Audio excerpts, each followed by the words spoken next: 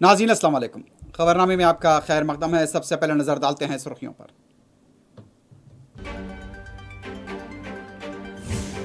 मध्य प्रदेश काबीना ने मुबैना लव जिहाद वाकया से निपटने के लिए धर्म स्वतंत्र ऑर्डिनेंस को दी मंजूरी, 10 साल की सजा।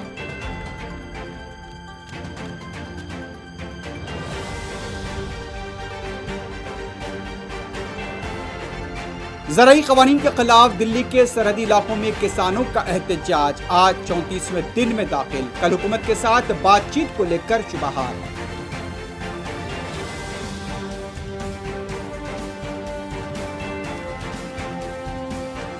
ज़राई क़वानीन के खिलाफ बाएं बाजू के कारकुनों का पटना में हुआ जबरदस्त एहतजाज, पुलिस का लाठीचार्ज।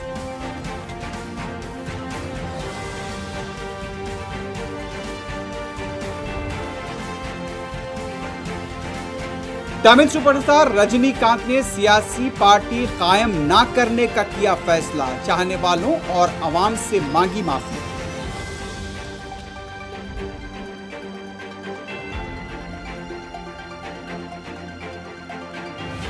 मुझे धमकी देने वाला पैदा नहीं हुआ, धमकी देगा वो नहीं रहेगा। शिवसेना के लीडर संजय राउत के जारहाना तेवर।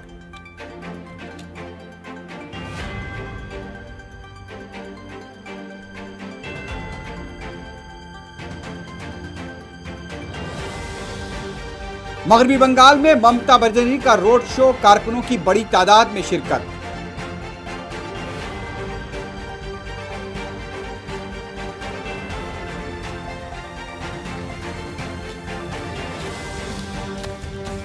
कनाडा कानून साज कौंसिल के नायब सदरनशीन धर्मय गौड़ा ने ट्रेन के सामने लगाकर की खुदकुशी, लाश पटरियों पर दस्तयाब। रियासत के सियासी हलकों में हलचल।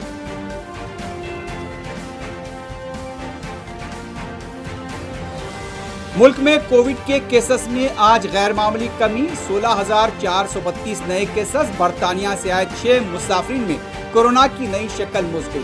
तेलंगाना में 397 नए केसेस और 2 अमवात। मेलबर्न में खेले गए boxing day cricket test match में ऑस्ट्रेलिया को हिंदुस्तान ने दी 8 विकेटों से शिकस्त। सीरीज 1-1 की बराबरी पर। मोहम्मद सिराज की रवि शास्त्री ने की सितारिश।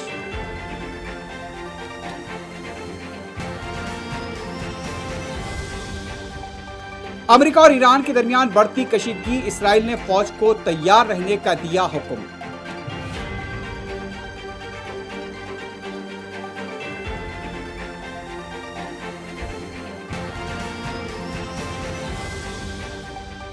और दुनिया भर में कोविड से हलाकतें 17,83,597 तक पहुंच गई।